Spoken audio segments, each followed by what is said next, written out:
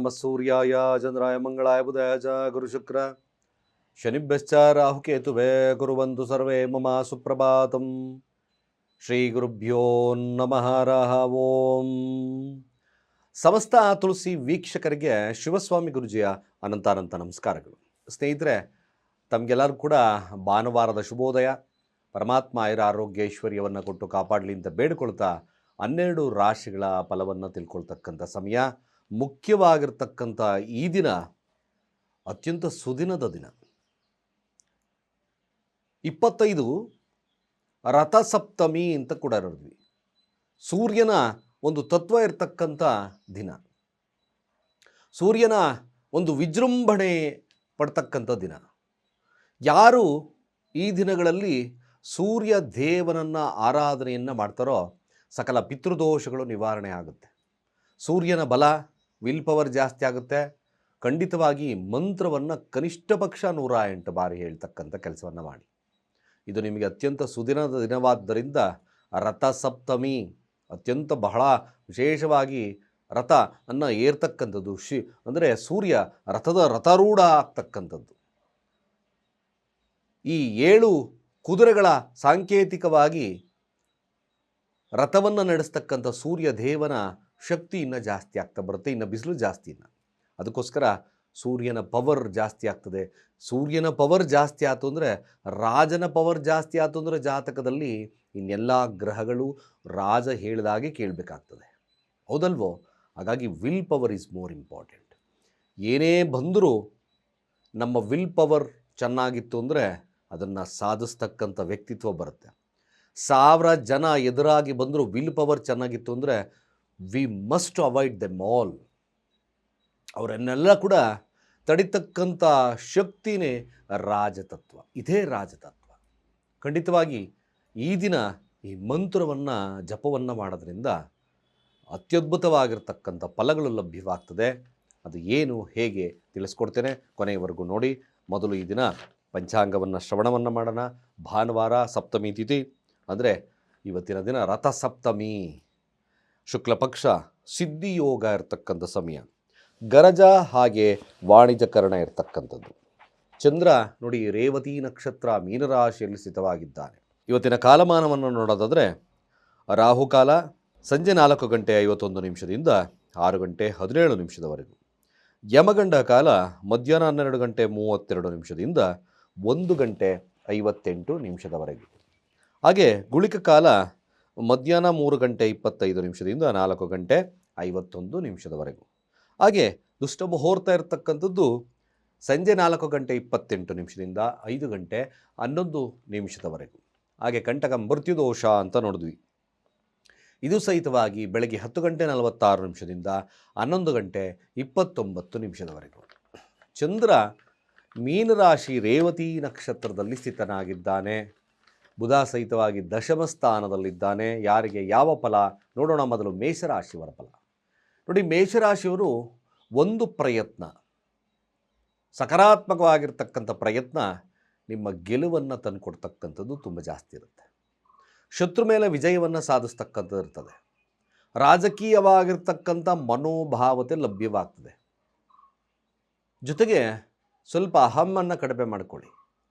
ಇಲ್ಲಾಂದರೆ ಸ್ವಲ್ಪ ಮಟ್ಟಿಗೆ ವೈವಾಹಿಕ ಜೀವನದಲ್ಲಿ ಸಮಸ್ಯೆ ಬರುತ್ತೆ. ಹಾಗೆ ಯಾವುದೇ ಕಾರಣಕ್ಕೂ ಮೇಷರಾಶಿಯವರು ಶತ್ರುವಿನ ಗುಟ್ಟಂದರೆ ಯಾವುದೇ ಒಂದು ಡಿಸ್ಕಷನ್ಸನ್ನು ಮಾಡಲಿಕ್ಕೆ ಹೋಗ್ಬಿಡಿ. ಇದು ಶತ್ರುಗೆ ಇನ್ನು ಶುಭವಾಗಿ ಪರಿಣಾಮವನ್ನು ಬಿಡತಕ್ಕಂಥದ್ದು ಇರ್ತದೆ. ಹಾಗಾಗಿ ಗೌಪ್ಯತೆಯನ್ನು ಮೇಂಟೈನ್ ಮಾಡಿ. ಬಟ್ ಆರೋಗ್ಯದ ವಿಚಾರದಲ್ಲಿ ಸ್ವಲ್ಪ ಜಾಗರೂಕರಾಗಿ. ಯಾವುದೇ ಕಾರಣಕ್ಕೂ ಕೂಡ ಆರೋಗ್ಯದಲ್ಲಿ ವ್ಯತ್ಯಾಸಗಳು, ಕೋಪವನ್ನು ನಿಯಂತ್ರಣ ಮಾಡಿಕೊಳ್ತಕ್ಕಂಥದ್ದು ಅತಿ ಅವಶ್ಯಕ. ಸಾಧ್ಯವಾದರೆ ಓಂ ನಮೋ ಭಗವತೆ ವಾಸುದೇವಾಯ ಈ ಮಂತ್ರವನ್ನು ಸಾಧ್ಯವಾದಷ್ಟು ಪಠಣೆಯನ್ನು ಮಾಡಿ. ಖಂಡಿತವಾಗಿ ಶುಭವಾಗ್ತದೆ.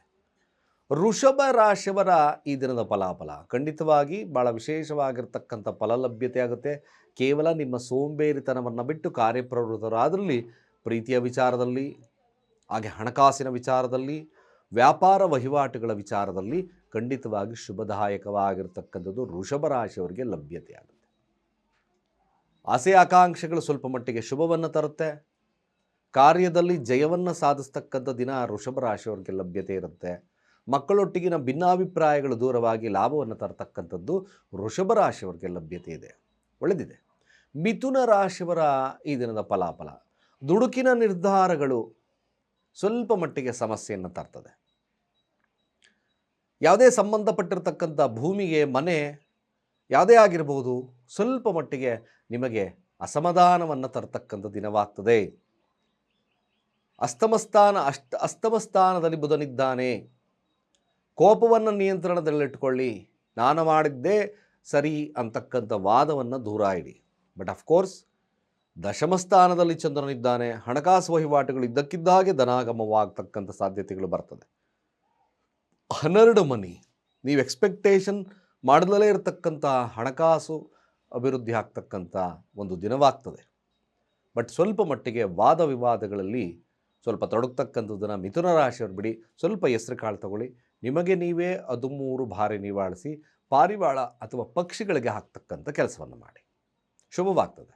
ಹಾಗೆ ಕಟಕ ರಾಶಿಯವರ ಈ ದಿನದ ಫಲಾಫಲ ಹೇಗಿರ್ತಕ್ಕಂಥದ್ದು ನೋಡಿ. ಕಟಕ ರಾಶಿಯವರಿಗೆ ಸಂಗಾತಿಯೊಟ್ಟಿಗೆ ದೂರ ಪ್ರಯಾಣ ಅಥವಾ ಸ್ನೇಹಿತರೊಟ್ಟಿಗೆ ದೂರ ಪ್ರಯಾಣ, ಬಿಸ್ನೆಸ್ ಪಾರ್ಟ್ನರೊಟ್ಟಿಗೆ ದೂರ ಪ್ರಯಾಣ, ಖರ್ಚುಗಳು ಜಾಸ್ತಿ ಆಗ್ಬೋದು. ಸ್ವಲ್ಪ ಮಟ್ಟಿಗೆ ಖರ್ಚಿನ ಮೇಲೆ ಹಿಡಿತ ಸಾಧಿಸಿ. ಬಿಸ್ನೆಸ್ ಚೆನ್ನಾಗಿರ್ತದೆ, ಆದರೆ ಖರ್ಚುಗಳು ಜಾಸ್ತಿ ಆಗ್ತದೆ.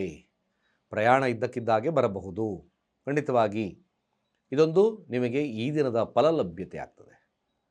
ಹಾಗೆಯೇ ಸಿಂಹರಾಶಿಯವರ ಈ ದಿನದ ಫಲಾಫಲ ಹೇಗಿರ್ತಕ್ಕಂಥದ್ದು, ಹೆಚ್ಚಿನದಾಗಿ ಕಾರ್ಯಪ್ರವೃತ್ತತೆ, ಲಾಭವನ್ನು ಮಾಡಬೇಕು ಅಂತಕ್ಕಂಥದ್ದು ಜಾಸ್ತಿ ಇರ್ತದೆ ನಿಮ್ಮ ಮನಸ್ಸಲ್ಲಿ. ಕೋಪವನ್ನು ನಿಯಂತ್ರಣದಿಟ್ಟುಕೊಳ್ಳಿ. ಆರೋಗ್ಯದ ಬಗ್ಗೆ ಸ್ವಲ್ಪ ಜಾಗರೂಕರಾಗಿ. ಸಾಲ ಕೊಡೋದು ತಗೊಳ್ಳೋದು ಈ ದಿನ ಮಾಡಬೇಡಿ, ಸ್ವಲ್ಪ ಜಾಗರೂಕತೆ. ಹಣಕಾಸು ವೃದ್ಧಿ ಇರತಕ್ಕಂಥ ದಿನವಾದ್ದರಿಂದ ನಿಗೂಢ ಕಾರ್ಯಗಳಿಂದ ಹಣ ಬರ್ತಕ್ಕಂಥ ಸಾಧ್ಯತೆಗಳು ಈ ಸಿಂಹರಾಶಿಯವರಿಗೆ ಲಭ್ಯತೆ ಇರುತ್ತೆ. ಬಟ್ ಹಣ ತಗೊಳ್ಳೋದು ಮಾಡೋದು ಈ ದಿನ ಸ್ವಲ್ಪ ಕಡಿಮೆ ಮಾಡಿ. ಖಂಡಿತವಾಗಿ ಭಾಳ ವಿಶೇಷವಾಗಿರ್ತಕ್ಕಂಥ ಫಲಲಭ್ಯತೆ ಆಗುತ್ತೆ. ಆರೋಗ್ಯದ ಬಗ್ಗೆ ಸ್ವಲ್ಪ ಕಾಳಜಿಯನ್ನು ವಹಿಸ್ಕೊಳ್ಳಿ, ಶುಭವಾಗ್ತದೆ. ಹಾಗೆ ಕನ್ಯಾ ರಾಶಿಯವರ ಈ ದಿನದ ಫಲಾಫಲ ಇರ್ತಕ್ಕಂಥದ್ದು, ಆಧ್ಯಾತ್ಮಿಕವಾಗಿರ್ತಕ್ಕಂಥ ವಿಚಾರದಲ್ಲಿ ಜಾಸ್ತಿ ತಲ್ಲೀನತೆ ಇರ್ತದೆ. ಒಂದು ರೀತಿಯಾಗಿ ರಾಜಯೋಗದ ಕಾಲ. ಪಂಚಮ ಸ್ಥಾನದಲ್ಲಿ ಬುಧ, ದಶಮಾಧಿಪತಿ ಆಗಿರ್ತಕ್ಕಂಥದ್ದು ಪಂಚಮ. ಆಧ್ಯಾತ್ಮಿಕತೆಯನ್ನು ಜಾಸ್ತಿ ಬೆಳೆಸ್ಕೊಳ್ಳಿ. ಒಂದು ರೀತಿಯಾಗಿ ಕೇವಲ ನಾಲೆಡ್ಜಿಂದ ಸಕಲವನ್ನು ಗೆಲ್ತಕ್ಕಂಥ ಸಾಧ್ಯತೆ ಈ ದಿನ ಬರ್ತದೆ. ಪ್ರೀತಿಯ ವಿಚಾರದಲ್ಲಿ ಗೆಲುವು, ರಾಜಕೀಯ ವಿಚಾರದಲ್ಲಿ ಗೆಲುವು ಕೂಡ ಕನ್ಯಾ ರಾಶಿಯವರಿಗೆ ಮ್ಯಾಕ್ಸಿಮಮ್ ಲಭ್ಯವಾಗಿರೋದ್ರಿಂದ ಅತ್ಯಂತ ಶುಭದ ದಿನ, ಒಳ್ಳೆಯದಾಗಲಿ.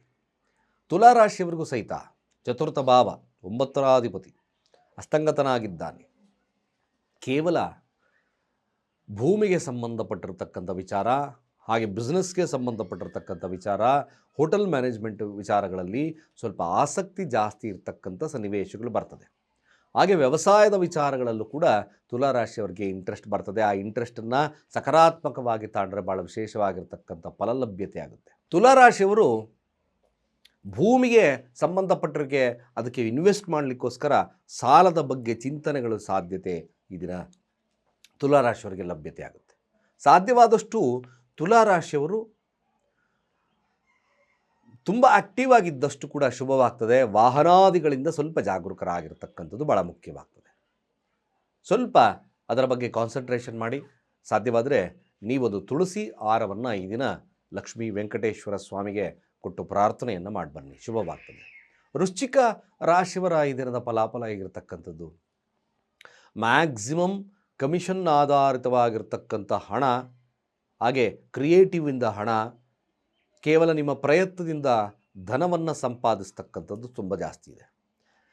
ಸಹೋದರರಿಂದ ಲಾಭವಾಗಬಹುದು. ಹಾಗೆ ನಿಮ್ಮ ನೆರೆ ಹೊರೆಯವರಿಂದ ಲಾಭವಾಗ್ತಕ್ಕಂಥದ್ದು ವೃಶ್ಚಿಕ ರಾಶಿಯವರಿಗಿದೆ. ನಿಮ್ಮ ಸ್ನೇಹಿತರು ಕೂಡ ನಿಮಗೆ ಲಾಭವನ್ನು ತರತಕ್ಕಂಥದ್ದು ಇರುತ್ತೆ. ಕ್ರಿಯೇಟಿವಲ್ಲಿ ಅದ್ಭುತವಾಗಿರ್ತಕ್ಕಂಥ ಫಲಗಳಿರುತ್ತೆ. ಕಮಿಷನ್ ಆಧಾರಿತವಾಗಿರ್ತಕ್ಕಂಥ ವ್ಯಕ್ತಿಗಳಿಗೆ ಶುಭ ಫಲ ಪ್ರಾಪ್ತಿ. ಹಾಗೆ ಧನುರಾಶಿಯವರಿಗೂ ಸಹಿತವಾಗಿ ಕುಟುಂಬದ ಬಗ್ಗೆ ಕಾಳಜಿ ಇರ್ತಕ್ಕಂಥದ್ದು, ಹಣಕಾಸಿನ ವಹಿವಾಟುಗಳ ಬಗ್ಗೆ ಕಾಳಜಿ ಇರ್ತಕ್ಕಂಥದ್ದು, ವ್ಯಾಪಾರದಲ್ಲಿ ಹೆಚ್ಚು ತಲ್ಲೀನವಾಗ್ತಕ್ಕಂಥದ್ದು ಇರ್ತದೆ. ಖಂಡಿತವಾಗಿ ಧನುರಾಶಿಯವರಿಗೂ ಸಹಿತವಾಗಿ ಶುಭದ ಕಾಲ. ಹೆಚ್ಚಿನ ಮಹತ್ವವನ್ನು ಈ ದಿನ ಕುಟುಂಬಕ್ಕೆ ಮೀಸಲಿಡ್ತಕ್ಕಂಥ ದಿನವಾಗ್ತದೆ. ಹಾಗೆ ಮಕರ ರಾಶಿಯವರ ಈ ದಿನದ ಫಲಾಫಲ ಹೇಗಿರತಕ್ಕಂಥದ್ದು, ಮಕರ ರಾಶಿಯವ್ರಿಗೆ ಈ ದಿನ ಆರೋಗ್ಯದ ವಿಚಾರದಲ್ಲಿ ಸ್ವಲ್ಪ ಚೈತನ್ಯತೆ ಜಾಸ್ತಿ ಆಗುತ್ತೆ. ಮೇಲಾಗಿ ತಮ್ಮ ಕಾರ್ಯಕ್ಷೇತ್ರವನ್ನು ಎಕ್ಸ್ಪೆಂಡ್ ಮಾಡ್ಕೋಬೇಕು, ಬಿಸ್ನೆಸ್ ಜಾಸ್ತಿ ಮಾಡ್ಕೋಬೇಕು, ಕೆಲಸದಲ್ಲಿ ಈ ಒಂದು ಅಂದರೆ ಜಾಸ್ತಿ ಎಕ್ಸ್ಪ್ಯಾಂಡ್ ಮಾಡ್ಕೋಬೇಕು, ಈ ಥರದ ಮನೋಭಾವತೆ ಜಾಸ್ತಿ ಆಗ್ತದೆ. ಜೊತೆಗೆ ಶತ್ರುವಿನ ಸಂಧಾನ ಕೂಡ ಇರತಕ್ಕಂಥ ದಿನವಾಗ್ತದೆ. ಯಾವುದೇ ಶತ್ರು ಬಂದರೂ ಒಂದು ಸಂಧಾನದ ಮೂಲಕ ಬಗೆಹರಿಸ್ತಕ್ಕಂಥ ಒಂದು ಶಕ್ತಿ ಇರತಕ್ಕಂಥದ್ದು ಮಕರ ರಾಶಿಯವ್ರಿಗೆ ಇದರ ಲಭ್ಯ ಇದೆ. ಸ್ನೇಹಿರೊಟ್ಟಿಗೆ ಆಗಲಿ ಮತ್ತೊಂದು ವಿಚಾರದಲ್ಲೇ ಆಗಲಿ ಶುಭತ್ವ ಇರತಕ್ಕಂಥ ದಿನವಾಗ್ತದೆ. ಖಂಡಿತವಾಗಿ ಒಳ್ಳೆಯದಾಗಲಿ. ಕುಂಭರಾಶಿ ಹಣಕಾಸಿನ ವಿಚಾರದಲ್ಲಿ ಸ್ವಲ್ಪ ಜಾಗರೂಕರಾಗಿ. ಮ್ಯಾಕ್ಸಿಮಮ್ ಹಣಕಾಸು ಸ್ವಲ್ಪ ಸಮಸ್ಯೆ ಬರುತ್ತೆ, ಬಿಸ್ನೆಸ್ಸಲ್ಲಿ ಸ್ವಲ್ಪ ನಷ್ಟವನ್ನು ಅಂತಕ್ಕಂಥದ್ದು ಇರುತ್ತೆ, ಸ್ವಲ್ಪ ಸಾಲಬಾಧೆ ಇರತಕ್ಕಂಥ ದಿನವಾದ್ದರಿಂದ ಕುಂಭರಾಶಿಯವರು ಎಚ್ಚರ, ಆರೋಗ್ಯದ ಬಗ್ಗೆ ಎಚ್ಚರ, ಇಟ್ಸ್ ವೆರಿ ಇಂಪಾರ್ಟೆಂಟ್. ಮೋಸವಾಗ್ತಕ್ಕಂಥದ್ದು ಸಾಧ್ಯತೆ ತುಂಬ ಜಾಸ್ತಿ ಇರೋದರಿಂದ ಬಿ ಕೇರ್ಫುಲ್, ಸ್ವಲ್ಪ ಕೇರ್ಫುಲ್ ಆಗಿರ್ತಕ್ಕಂಥದ್ದು ಭಾಳ ಮುಖ್ಯ. ಸಾಧ್ಯವಾದರೆ ನೀವು ಸಹಿತವಾಗಿ ಹೆಸರು ಕಾಳನ್ನು ದಾನ ಮಾಡ್ತಕ್ಕಂಥದ್ದು ಒಳ್ಳೆಯದು. ಕೊನೆಯದಾಗಿ ಮೀನರಾಶಿಯವ್ರಿಗೆ ಖಂಡಿತವಾಗಿ ಈ ದಿನ ಲಾಭವ ದಿನ ಆಗ್ತದೆ. ಭೂಮಿಯಿಂದ ಲಾಭ ಬರ್ತದೆ, ಸಂಗಾತಿಯಿಂದ ಲಾಭ ಬರ್ತಕ್ಕಂಥದ್ದು ಇರ್ತದೆ, ಬಿಸ್ನೆಸ್ಸಿಂದ ಲಾಭವನ್ನು ಬರ್ತಕ್ಕಂಥದ್ದಿದೆ, ಮನೆಯ ವಿಚಾರದಲ್ಲಿ ಲಾಭ, ಕೃಷಿಯ ವಿಚಾರದಲ್ಲಿ ಲಾಭ ಬರ್ತಕ್ಕಂಥದ್ದು ಮೀನರಾಶಿಯವ್ರಿಗಿದೆ. ಖಂಡಿತವಾಗಿ ಮೀನರಾಶಿಯವ್ರಿಗೆ ಸಕಲವನ್ನು ಜಯವನ್ನು ಆಗಿಸ್ತಕ್ಕಂಥ ಕಾಲ ಕೂಡ ಈ ದಿನವಿದೆ. ಮೀನರಾಶಿಯವರಿಗೆ ಶುಭದ ದಿನದಲ್ಲಿ ಒಂದು ಕೂಡ. ಇಷ್ಟು ದ್ವಾದಶ ರಾಶಿಗಳ ಫಲಾನುಫಲ. ನೋಡಿ, ಈ ದಿನ ಅತ್ಯಂತ ಪವಿತ್ರವಾಗಿರ್ತಕ್ಕಂಥ ದಿನ. ರಥಸಪ್ತಮಿ, ಸೂರ್ಯ ತನ್ನ ಪ್ರಭಾವವನ್ನು ಬೀರ್ತಕ್ಕಂಥ ದಿನ. ಅದ್ಭುತವಾಗಿರ್ತಕ್ಕಂಥ ರಾಜಯೋಗದ ಕಾಲ. ಈ ಕಾಲದಲ್ಲಿ ನಮಗೆ ಇಂಪಾರ್ಟೆಂಟ್ ಬೇಕಾಗಿರ್ತಕ್ಕಂಥದ್ದು ವಿಲ್ ಪವರ್.